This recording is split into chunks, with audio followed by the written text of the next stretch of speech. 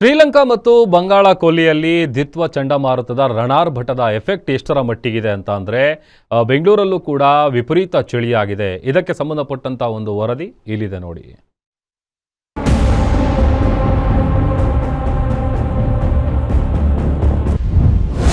ಶ್ರೀಲಂಕಾದಲ್ಲಿ ದ್ವಿತ್ವ ಚಂಡಮಾರುತ ರಣಾರ್ಭಟ, 800ಕ್ಕೂ ಅಧಿಕ ಮಂದಿ ಸಾವು, 859 ಮಂದಿ ನಾಪತ್ತೆ.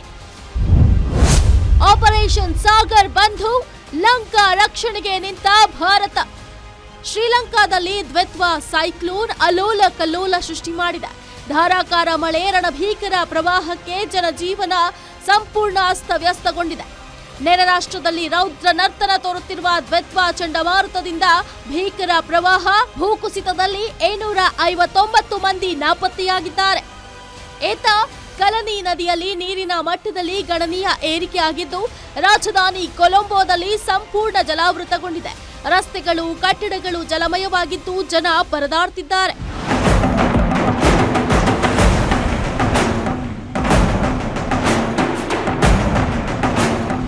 ಶ್ರೀಲಂಕಾದಾದ್ಯಂತ 20,000ಕ್ಕೂ ಹೆಚ್ಚು ಮನೆಗಳು ಹಾನಿಗೀಡಾಗಿವೆ. 7.8 ಲಕ್ಷಕ್ಕೂ ಅಧಿಕ ಜನ ಅತಂತ್ರರಾಗಿದ್ದಾರೆ. 1 ಲಕ್ಷಕ್ಕೂ ಅಧಿಕ ಮಂದಿ ಆಶ್ರಯ ತಾಣಗಳಿಗೆ ಸ್ಥಳಾಂತರಗೊಂಡಿದ್ದಾರೆ. ದ್ವಿತ್ವ ಸೈಕ್ಲೋನ್ ಪರಿಣಾಮ ಜನರ ಜೀವನ ಮೂರಾಬಟ್ಟೆಯಾಗಿದೆ. ಶ್ರೀಲಂಕಾ ಅಧ್ಯಕ್ಷ ಅನುರಕುಮಾರ್ ದಿಸ್ಸಾನಾಯಕೆ ತುರ್ತು ಪರಿಸ್ಥಿತಿ ಘೋಷಿಸಿದ್ದು, ಅಂತಾರಾಷ್ಟ್ರೀಯ ಮಟ್ಟದಲ್ಲಿ ಸಹಾಯ ಕೋರಿದ್ದಾರೆ.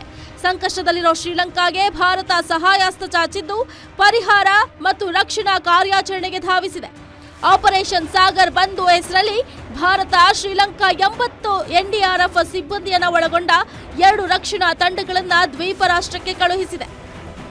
ಸಂಕಷ್ಟದಲ್ಲಿ ಸಿಲುಕಿರುವವರ ರಕ್ಷಣೆಗೆ ಭಾರತೀಯ ವಾಯುಪಡೆ ಹೆಲಿಕಾಪ್ಟರ್ಗಳು ಹೈಬ್ರಿಡ್ ರಕ್ಷಣಾ ಕಾರ್ಯಾಚರಣೆಯನ್ನು ಆರಂಭಿಸಿದೆ. ದ್ವಿತ್ವ ಚಂಡಮಾರುತದ ಪ್ರಭಾವದಿಂದಾಗಿ ಚೆನ್ನೈ ವಿಮಾನ ನಿಲ್ದಾಣದಿಂದ ಶ್ರೀಲಂಕಾದ ಜಾಫ್ನಾ ಅಂತಾರಾಷ್ಟ್ರೀಯ ವಿಮಾನ ನಿಲ್ದಾಣಕ್ಕೆ ನಿಗದಿಯಾಗಿದ್ದ 2 ಇಂಡಿಗೋ ವಿಮಾನಗಳ ಹಾರಾಟ ರದ್ದುಗೊಳಿಸಲಾಗಿದೆ. ಭಾರತದತ್ತ ವಿನಾಶಕಾರಿ ದ್ವಿತ್ವ ಚಂಡಮಾರುತ, ತಮಿಳುನಾಡಿನ ಕರಾವಳಿ ಪ್ರದೇಶಗಳಲ್ಲಿ ಭಾರೀ ಮಳೆ. ದ್ವಿತ್ವ ಸೈಕ್ಲೋನ್ಗೆ ಸಿಲಿಕಾನ್ ಸಿಟಿ ಘಡಘಡ. ಕರ್ನಾಟಕ ರಾಜ್ಯಾದ್ಯಂತ ಮಳೆ, ಹೈ ಅಲರ್ಟ್. ಬಂಗಾಳ ಕೊಲ್ಲಿಯಲ್ಲಿ ನೈಋತ್ಯ ಭಾಗದಲ್ಲಿ ಬೀಸುತ್ತಿರುವ ದ್ವಿತ್ವ ಚಂಡಮಾರುತ ದುರ್ಬಲಗೊಂಡು ತಮಿಳುನಾಡು, ಪುದುಚೇರಿ ಕರಾವಳಿಗೆ ಸಮಾನಾಂತರವಾಗಿ ಉತ್ತರದ ಕಡೆಗೆ ಚಲಿಸ್ತಾ ಇರುವುದರಿಂದ ಕರಾವಳಿಗೆ ಅಪ್ಪಳಿಸುವ ಸಾಧ್ಯತೆ ಇದೆ ಅಂತ ಭಾರತೀಯ ಹವಾಮಾನ ಇಲಾಖೆ ಹೇಳಿದೆ. ತಮಿಳುನಾಡಿನ ಕರಾವಳಿ ಪ್ರದೇಶಗಳಲ್ಲಿ 175 ಮಿಲಿಮೀಟರ್ ಮತ್ತು 850 ಮಿಲಿಮೀಟರ್ ನಡುವೆ ಮಳೆ ದಾಖಲಾಗಿದೆ. ಕಾಂಚೀಪುರಂ, ತಿರುವಳ್ಳೂರು, ಚೆನ್ನೈ ಮತ್ತು ಚಂಗಲಗಟ್ಟುಗಳಲ್ಲಿ ಇಂದು ಭಾರೀ ಮಳೆಯಾಗಿದೆ. ಇನ್ನು ನಾಳೆಯವರೆಗೂ ಹವಾಮಾನ ಇಲಾಖೆ ರೆಡ್ ಅಲರ್ಟ್ ಮುಂದುವರೆಸಿದೆ.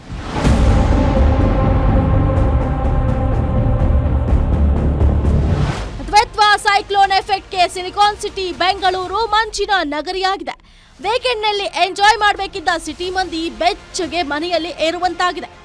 ಪಶ್ಚಿಮ ಘಟ್ಟದಿಂದ ತೇವ ಗಾಳಿ ನಿರಂತರವಾಗಿ ಬೀಸ್ತಾ ಇದ್ದು, ದ್ವಿತ್ವ ಚಂಡಮಾರುತದ ಪ್ರಭಾವದಿಂದಾಗಿ ನಗರದಲ್ಲಿ ದಟ್ಟ ಮಂಜು ಕವಿದಿತ್ತು. ಇನ್ನು ರಸ್ತೆಗಳಲ್ಲಿನ ವಾಹನಗಳ ಹೆಡ್ಲೈಟ್ಗಳು ಮಂಜಿನ ಹೊದಿಕೆಯಲ್ಲಿ ಚುಕ್ಕಿಯಂತೆ ಕಾಣಿಸ್ತಾ ಇದೆ.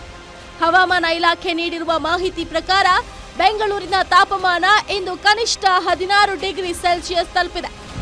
ದಿತ್ವ ಚಂಡಮಾರುತವು ಬಂಗಾಳ ಉಪಸಾಗರದ ನೈಋತ್ಯ ಭಾಗದಲ್ಲಿ ತಮಿಳುನಾಡಿನ ಕರಾವಳಿ ಹತ್ತಿರ ಇದ್ದು, ಅದು ಉತ್ತರ ದಿಕ್ಕಿನೆಡೆ ಚಲಿಸುವ ಹೆಚ್ಚಿನ ಸಾಧ್ಯತೆ ಇದೆ. ಇದರ ಪ್ರಭಾವದಿಂದ ಕರ್ನಾಟಕದ ದಕ್ಷಿಣ ಒಳನಾಡು ಹಾಗೂ ಕರಾವಳಿ ಜಿಲ್ಲೆಗಳಲ್ಲಿ ಬಳ್ಳಾರಿ, ಚಿತ್ರದುರ್ಗ, ದಾವಣಗೆರೆ, ತುಮಕೂರು, ಚಿಕ್ಕಬಳ್ಳಾಪುರ, ಕೋಲಾರ, ಬೆಂಗಳೂರು, ರಾಮನಗರ, ಮಂಡ್ಯ, ಮೈಸೂರು, ಚಾಮರಾಜನಗರ, ಕೊಡಗು, ಹಾಸನ, ದಕ್ಷಿಣ ಕನ್ನಡ ಹಾಗೂ ಉಡುಪಿ ಜಿಲ್ಲೆಗಳ ಕೆಲವು ಕಡೆ ನವೆಂಬರ್ 30 ಹಾಗೂ ಡಿಸೆಂಬರ್ 1ರಂದು ಕೆಲವು ಕಡೆ ಹಗುರದಿಂದ ಸಾಧಾರಣವಾಗಿ ಮಳೆಯಾಗುವ ಹೆಚ್ಚಿನ ಸಾಧ್ಯತೆ ಇದೆ. ಹಗಲಿನ ವೇಳೆಯಲ್ಲಿ ಗರಿಷ್ಠ ಉಷ್ಣಾಂಶ ಗಣನೀಯವಾಗಿ ಇಳಿಮುಖವಾಗುವ ಸಾಧ್ಯತೆ ಇದ್ದು, ಮುಂದಿನ 3 ದಿನಗಳಲ್ಲಿ ಚಳಿಯ ವಾತಾವರಣವು ಮುಂದುವರಿಯುವ ಹೆಚ್ಚಿನ ಸಾಧ್ಯತೆ ಇದೆ. ಬೆಂಗಳೂರಿನ ಕೆಲವು ಕಡೆ ನವೆಂಬರ್ 30 ಹಾಗೂ ಡಿಸೆಂಬರ್ 1ರಂದು ಕೆಲವು ಕಡೆ ಹಗುರದಿಂದ ಸಾಧಾರಣವಾಗಿ ಮಳೆಯಾಗುವ ಹೆಚ್ಚಿನ ಸಾಧ್ಯತೆ ಇದೆ.